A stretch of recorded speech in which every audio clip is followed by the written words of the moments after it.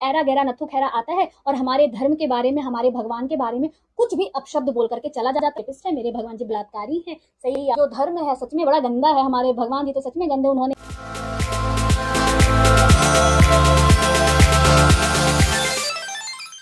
नमस्कार दोस्तों, तो स्वागत है आप सभी का मेरे YouTube चैनल पर। और आज मैं आप लोगों से बात करने वाली हूँ सृष्टि के रचयिता ब्रह्मा जी और विद्या की देवी माता सरस्वती के रिलेशनशिप के बारे में। आपने कई सारे वायरल पोस्ट देखे होंगे, कई सारे वायरल वीडियोस देखे होंगे जिनमें हमारे गॉड जो ब्रह्मा जी है ना, जो सृष्टि के रचयिता है, उन्हें रेपिस्ट साबित कर दिया गया है, बलात्कारी बताया गया है। ये वो लोग बोलते हैं कि उन्होंने अपनी ही पुत्री पे कुदृष्टि डाली और उन्हें अपना बनाने के लिए उनके पीछे पड़ गए। ब्रह्मा जी अपनी ही पुत्री पे आकर्षित हो गए। उन्होंने अपनी बेटी के सामने प्रस्ताव रख दिया शादी का, और जब उनकी बेटी नहीं मानी तो उनके साथ जोर जबरदस्ती करने लगी, और इस वजह से उनकी बेटी ने उनको श्राप दे दिया कि तुम्हारी पूजा धरती पे कभी भी नहीं होगी, कहीं भी नहीं होगी। कुछ लोग तो ऐसा बोलते हैं, मतलब कुछ वीडियो क्रिएटर का ऐसा कहना है कि शिव जी ने उसकी बेटी की, मतलब ब्रह्मा जी की बेटी की रक्षा की और ब्रह्मा जी का एक सिर भी काट डाला और उनको श्राप दिया कि धरती पे कभी भी तुम्हारी कहीं भी पूजा नहीं होगी। तो इस बात में कितनी सच्चाई है, कितना सच है, कितना झूठ है, वो आज मैं आप लोगों को बताऊंगी। और इन सारे पोस्ट की वजह से क्या होता है कि कोई भी ऐरा गैरा नत्थु खैरा आता है और हमारे धर्म के बारे में, हमारे भगवान के बारे में कुछ भी अपशब्द बोल करके चला जाता है, और क्योंकि हम भी यही वीडियोस देख करके इसको सच मान लेते हैं और इसी ग्लानि में, इसी गिल्टी में जीते रहते हैं कि यार सही बात है कि मेरे भगवान जी रेपिस्ट है, मेरे भगवान जी बलात्कारी हैं, सही यार सही बात है, मेरे धर्म में हमारे भगवान जी ऐसे हैं, मेरे भगवान जी वैसे हैं। कोई भी आके कुछ भी हमें सुना के बोल चला जाता है। क्यों? क्योंकि एक छोटी सी कहीं कोई लाइन देख लिया, छोटा सा लाइन पढ़ लिया, उसको बढ़ा चढ़ा करके, लेकिन किस बात में कितनी सच्चाई है कोई डीप में जाना नहीं चाहता, कोई समंदर के अंदर जाना नहीं चाहता, है ना। कितनी सच्चाई है पहले यार जान तो लो, बात है क्या, जो बोला गया है वो सही भी है या नहीं है, पहले जान तो लो, फिर उसके बारे में बात करो। लेकिन ना हम जानना चाहते हैं, दूसरे तो नहीं जानना चाहेंगे, उन्हें तो बस चाहिए कि हमारे बारे में कुछ मिल जाए, हमारे धर्म के बारे में, हमारे भगवान के बारे में, बस मुंह उठा के आ जाएंगे बोलने के लिए। और हमारे पास भी कुछ पता नहीं है हमें, तो हम भी चुपचाप सुन लेते हैं और अपना सर जो है शर्म से झुका लेते हैं कि सही बात है कि हमारा तो जो धर्म है सच में बड़ा गंदा है, हमारे भगवान जी तो सच में गंदे, उन्होंने ऐसा कर रखा है, हम कुछ बोल नहीं पाते। तो चलिए मैं आज आपको इस वीडियो में यही बताऊंगी कि ये जो बातें हैं ना, इन लोगों ने, जो ये वीडियो क्रिएटर्स ने जो दिखा रखे हैं, जो वायरल हो रहा है तेजी से, इसमें कितनी सच्चाई है ना, मैं आज आपको यही बताऊंगी। और हो सके तो इस वीडियो को ना अपने जितने भी आपके कनेक्ट में है ना, सबके पास में शेयर करना, ताकि सबको पता चले कि असलियत क्या है। तो ये मैं अपने मन से कुछ भी बात नहीं आपको बताऊंगी, जो भी बात है वो सारी बातें वेदों की है। वेद जो कि सबसे पुराना ग्रंथ है, ठीक है, प्राचीन काल का, लेकिन सबसे पुराना, जो पहला कहते नहीं है, मतलब जब ब्रह्मांड नहीं था उस समय भगवान जी आए, सब कुछ सृष्टि का रचना हुआ, वेद तो एक एक चीज का, वेद का भी रचना हुआ, तो वेद जो है वो सबसे पुराना है, वेद जो है सबसे पुराना है। अब मैं जो आपसे बात करूंगी वो वेद से बात करूंगी, ठीक है, वेद में क्या लिखा है उसी के बारे में बात करूंगी। तो मैंने भी जब ये सारे वीडियोस देखे थे, पोस्ट देखे थे, तो मुझे भी लगा था यार क्या ये सच है, क्या सच में जो हमारे देवता है, हमारे जो ये ब्रह्म देव है, क्या सच में ऐसा हुआ था। फिर कुछ चीजें मैंने लॉजिकली भी कनेक्ट करने की कोशिश की, जहाँ पे ये बातें सही नहीं बैठ रही थी, तुक सही नहीं बैठ रहा था। तो आखिर क्या है, आखिर सच्चाई क्या है, तो चलिए हम जान लेते हैं इसके बारे में। पॉइंट नंबर एक, जो ये वीडियो क्रिएटर्स हैं, जो लोग पोस्ट डालते रहते हैं, जिनका वायरल हुआ है, उनका ये कहना है कि उन्होंने जो ये वर्ड है, मतलब ये जो इन्होंने वीडियो बनाया है, ये सारी जो बातें हैं, ये इन्होंने सरस्वती पुराण से उठाई है। तो सबसे पहले तो मैं आपको बता दूं कि सरस्वती पुराण नाम का कोई पुराण एग्जिस्ट ही नहीं करता, ठीक है। हमारे 18 पुराण है, ठीक है, वेदों के अकॉर्डिंग 18 पुराण है, उन 18 पुराण में सरस्वती पुराण का नामो निशान नहीं है। उप पुराण भी बनाए गए बाद में, उनमें भी सरस्वती पुराण कहीं एग्जिस्ट नहीं करता। तो आप बताओ कि सरस्वती पुराण आया कहाँ से। अब जब सरस्वती पुराण है ही नहीं, फिर तो ये श्राप वाली बात भी नहीं है, ये श्राप वाली बात भी गलत है। पॉइंट नंबर टू, जन्म और रचना के बीच का अंतर, ठीक है। तो जन्म और रचना के बीच का अंतर पहले आप लोग समझ लीजिए, इसकी जानकारी लोगों को नहीं होती, खुद से कुछ समझ लेते हैं। तो जन्म क्या होता है, जन्म जब दो दो समान जाति के लोग, समान जाति के लोग जब उनका मिलन होता है, तो तीसरे की जन्म होती है, बिल्कुल वही सेम टाइप की, ठीक है। तो ये जन्म होता है, और जब जन्म होता है तो वो शिशु रूप में होता है, धीरे धीरे धीरे करके वो बढ़ता है, जैसे कि आपने देखा है। और रचना, रचना क्या होता है, रचना होता है जो हम जो रचना करते हैं किसी चीज की, मान लो बढ़ई यानी कि कारपेंटर जो है वो लकड़ी के सामान की रचना करता है, लकड़ी के सामान लाइक कुर्सी, टेबल, बेड, कुछ भी बना सकता है वो ना। एक कारपेंटर कुछ भी लकड़ी से बना सकता है, उसने उसकी रचना की है। अब उस बड़ई की जो है इच्छा की वो उसे किस तरीके से क्या उसको माने, अपना पुत्र मान ले, पुत्री मान ले, उस पे अपना स्वामित्व जता ले, वो उसकी इच्छा पे निर्भर करता है। जब ब्रह्मांड में रचना का कार्य चल रहा था, जब धरती पे मतलब पूरी ब्रह्मांड में कहीं कुछ नहीं थी, तो सब कुछ तो पहले तो क्रिएट करना होता है ना। तो पहले तो ब्रह्मा विष्णु महेश का जन्म हुआ, उसके बाद तीनों को उनके अलग अलग कार्यभार सौंप दिए गए। अब यहाँ पे ब्रह्मा जी का काम था धरती पे सॉरी ब्रह्मांड में अलग अलग चीजों की रचना करना, वो ब्रह्मा जी का। यहाँ पे क्रिएटर है ब्रह्मा जी, यहाँ पर क्रिएटर है, वो क्रिएट करने का काम कर रहे हैं। उन्होंने अलग अलग तरीके की चीजें, अलग अलग इंसान उन्होंने क्रिएट की। उन्होंने सप्तर्षि को क्रिएट किया, उन्होंने मनु को क्रिएट किया, उन्होंने दक्ष को क्रिएट किया।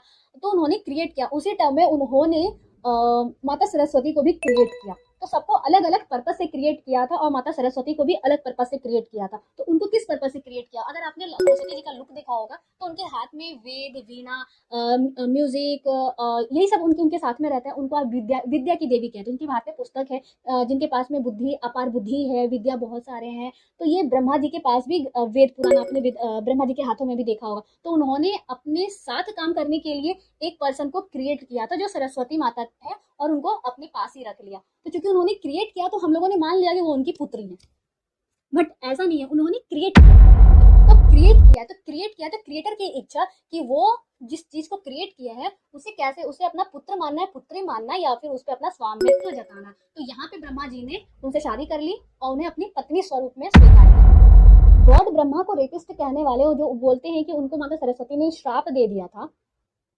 तो आप इस चीज से भी आप सोचो कि जब पृथ्वी पे चीजें बनी ही नहीं थी, ना इंसान बने थे, ना पेड़ पौधे, ना पक्षी, ना जानवर, कुछ भी नहीं था धरती पे जहाँ पे। तो वहां पे ब्रह्मा जी का मंदिर पुष्कर में क्या कर रहा था, कहाँ से आ गया? क्योंकि आप अगर अभी अभी आपको पता होगा तो राजस्थान के पुष्कर में ब्रह्मा जी की पूजा होती है। भले हर जगह नहीं होती, कम होती है पूजा उनकी, पुष्कर में उनकी पूजा होती है। अगर उनको ऐसा श्राप मिला था कि तुम्हारा पूजा कहीं नहीं होगा, अगर सरस्वती जी ने ऐसा श्राप दिया था, शिव जी ने ऐसा श्राप दिया था उनको, तो फिर पुष्कर में उनकी पूजा कैसे हो रही है? और उसके बाद जब पृथ्वी जब बन गया, क्योंकि ये जो श्राप है ये पृथ्वी बसने से पहले का बात है ना। क्योंकि जब सरस्वती जी का क्रिएट किया गया था उसमें सरस्वती जी ने उन्हें श्राप दिया था, करेक्ट। तो श्राप उस समय, और मंदिर इतने लेट से बना। दूसरी बात क्या कि जो लोग तपस्या करने उस समय, जब पुराने टाइम में जब लोग तपस्या करते थे, तो आपने देखा ही होगा ओम ब्रह्मणे नमः इस टाइप का जो है मंत्र होता है, मंत्र उच्चारण होता है, जिससे ब्रह्मा जी को खुश किया जाता है। जिसकी जो इच्छा होती है वो इच्छा लेकर के तपस्या करते हैं और ब्रह्मा जी खुश होकर आते हैं, वरदान देते हैं और उनकी इच्छा पूरी हो जाती है। चाहे वो असुर हो, चाहे वो सुर हो, चाहे वो कोई इंसान हो। तो पहले के टाइम में ऐसा ही होता था। लेकिन अगर ये अगर ये श्राप वाली बात सही है इन लोगों की, तो फिर ये सारी बातें कहाँ से आ गई, मंदिर कहाँ से आया? तो चलिए मैं इसके बारे में भी आपको बताती हूँ। अब आप लोग बोलोगे तो क्या ब्रह्मा जी को श्राप नहीं मिला था? मिला था श्राप। अब क्या था, किसने दिया था श्राप, अब इस पे बात करते हैं। ब्रह्मा जी की 5 पत्नियां हैं। 5 पत्नियां हैं, बिल्कुल सही। ये चीज आपको नहीं पता होगा, कुछ लोगों को पता होगा, कुछ लोगों को पता नहीं होगा। 5 पत्नियां उनकी थी। ठीक है, उनमें से एक तो सरस्वती जी, सबको पता है। एक सावित्री नाम की पत्नी, ठीक है, सावित्री नाम की पत्नी, उनको एक जगह पे उनको पूजा करने के लिए जाना था, मतलब यज्ञ करने के लिए जाना था। ब्रह्मा जी को यज्ञ करना था और यज्ञ में सावित्री जी उनके साथ बैठती। तो सारे लोग तो पहुंच गए, लेकिन सावित्री जी को आने में देरी हो गई, वो यज्ञ स्थल तक नहीं पहुंच पाई, काफी देर हो गया। तो विष्णु जी ने सुझाव दिया ब्रह्मा जी को कि ब्रह्मा जी दूसरी शादी कर ले, क्योंकि यज्ञ को पूरा करना बहुत ही ज्यादा जरूरी था, इसलिए वो दूसरी शादी कर ले। तो नारद जी गए, वही पास के किसी निवासी को जो है लेते आए। एक कन्या थी गायत्री नाम की, उनको मना लिया शादी के लिए। उनके साथ में गायत्री नाम की लड़की के साथ में ब्रह्मा जी की शादी हो गई और यज्ञ कार्य संपन्न हुआ। और जैसे ही कार्य संपन्न हुआ, सावित्री जी आ गई। सावित्री जी ने जब अपने पति को किसी और स्त्री के साथ देखा तो बहुत ज्यादा दुखी हुई, बहुत ज्यादा क्रोधित हो गई। लाजमी है, कोई भी औरत होगी अपने पति को किसी और औरत के साथ में देख करके, तो सावित्री जी का ऐसे रिएक्ट करना बहुत मतलब साधारण सी बात है। तो क्रोधित होकर इतनी ज्यादा क्रोधित हो गई कि बिना सोचे समझे उन्होंने ब्रह्मा जी को श्राप दे दिया। हाँ, सावित्री जी ने श्राप दिया कि तुम्हारी पूजा धरती पे कभी कहीं नहीं होगी। ठीक है, ऐसा उन्होंने श्राप दिया। विष्णु जी के बारे में पता चला कि उन्होंने सजेशन दिया है तो उनको पत्नी वियोग की पीड़ा सहन करनी पड़ेगी, ऐसा श्राप दे दिया। नारद के बारे में पता चला कि नारद मुनि ने लड़की ढूंढने में हेल्प किया, वही ढूंढ के लाए हैं, तो उनको आजीवन कुंवारेपन का श्राप दे डाला। उसके बाद जब थोड़ी देर के बाद जब सावित्री जी का जब गुस्सा थोड़ा सा ठंडा हुआ और उन्होंने ये सोचा कि यार मैंने तो बहुत ज्यादा बड़ा वाला श्राप दे दिया है, इतना इतना ज्यादा मतलब भयानक श्राप नहीं देना चाहिए था। फिर उनका जब गुस्सा थोड़ा शांत हुआ तो उन्होंने कहा जो यज्ञ स्थल है वहीं पर उनकी पूजा होगी, जो कि अभी राजस्थान का पुष्कर मंदिर है, आप सभी को पता, वहाँ पे मंदिर बनाया गया है पुष्कर में मंदिर बनाया गया है, उसी जगह पर उनकी पूजा होगी, ऐसा माता सावित्री ने कहा। इसी वजह से भगवान ब्रह्मा जी की जो पूजा है सिर्फ और सिर्फ पुष्कर में ही होती है, अदर जगह पर नहीं होती है। और ये थी वेद में लिखी गई बातें जो कि मैंने आप लोगों के साथ में शेयर किया। तो मुझे लगता है कि मुझे, जैसे मैंने आपको ये बातें बताई वैसे ही आप लोगों को और लोगों तक ये बात पहुंचानी चाहिए, ज्यादा से ज्यादा जितने भी आपके कनेक्ट में है सभी लोगों के साथ में ये बातें शेयर कीजिए ताकि सभी को पता चल सके। अगर उनके धर्म के बारे में, उनके मतलब हमारे धर्म के बारे में, हमारे भगवान के बारे में, हमारे ग्रंथ के बारे में कोई गलत बोलता है, कोई अपशब्द बोलता है, कोई ग्लानि भरी बातें बोल रहा है, तो उसका हम सामने से वैसे रिएक्ट कर सके, सही बात बता सके सामने वाले को, नहीं तू जो बोल रहा है ना वो बिल्कुल गलत है, ये बात नहीं है, ना कि चुपचाप खड़े होकर के सुन करके हम लोग वापस आ जाएं कि हाँ मेरी हमारी ही गलती है, हमारे ही धर्म की गलती है, हमारा ही धर्म छोटा है, हम ही गलत है, हमारा ही सब कुछ खराब है। ठीक है, तो इसलिए ज्यादा से ज्यादा लोगों तक पहुंचा ताकि सभी को पता चल सके कि एक्चुअल बात रियलिटी क्या है। ठीक है, नहीं तो लोग कुछ से कुछ बना करके वीडियो वायरल करवाए जा रहे हैं, अपने ही धर्म को कहते नहीं है बदनाम किए जा रहे हैं। तो कहते इसीलिए कभी भी कोई भी देख करके सुन करके कभी भी विश्वास मत कर लीजिए किसी भी चीज को, पहले उसके बारे में सर्च कर लीजिए कि पूरी सच्चाई क्या है, जो बताया जा रहा है सामने से क्या वो सच में है, सही है, या फिर इसके पीछे भी कोई कहानी है, कोई मिथ है, क्या है, पहले जान लीजिए, उस चीज को सर्च कर लीजिए पहले। और थोड़ा लॉजिक लगाइए यार, आप लोग अपना थोड़ा लॉजिक भी लगा करके एक बात किया, मतलब थोड़ा सा दूसरे लोग कुछ भी बोल के चले जाते हैं और हम लोग बिलीव कर लेते हैं, बट नहीं, लॉजिक, थोड़ा लॉजिक लगाना भी जरूरी है कि जो बोला जा रहा है उसमें कितना दम है, क्या क्या हुआ होगा, थोड़ा खुद प्रेजेंस ऑफ माइंड का यूज करके देखिए कि आखिर हुआ क्या होगा, तो इससे भी पता चल सकेगा कि कुछ ना कुछ कहीं ना कहीं तो है, कहीं तो कुछ छूट रहा है ना, कुछ तो छूट रहा है कहीं पे, ये चीजें पता चलेंगी। मुझे भी लग रहा था कि इस बात में दम नहीं है, जो ये पोस्ट वायरल हो रहे हैं इसमें कुछ ना कुछ गड़बड़ है, तभी मैंने सर्च किया, पता किया, तो पता चला कि ये श्राप वाली बात तो है, श्राप मिला था, लेकिन श्राप सावित्री जी ने दिया था, तो किस संदर्भ में दिया था आपको भी मैंने बताया ही, किसी और औरत के साथ में देख कर तो किसी को भी लगेगा, और वो ब्रह्मा जी ने भी जानबूझकर नहीं किया, उन्हें भी सृष्टि के कल्याण की चिंता थी, इस वजह से उन्होंने वैसा काम किया। और सरस्वती जी के बारे में जो इतने सारे लोग जो बोल रहे थे कि पुत्री से शादी कर दिया कुदृष्टि वाली से, कोई कुदृष्टि की डाली, उन्होंने अपनी संगिनी बनाने के लिए ही उनको क्रिएट किया, क्योंकि जो इंसान जो खुद रचयिता है, जो खुद सृष्टि का रचना कर रहा है, वो किससे शादी, वो वही तो पहले क्रिएट करेगा फिर तो कुछ करेगा उसको।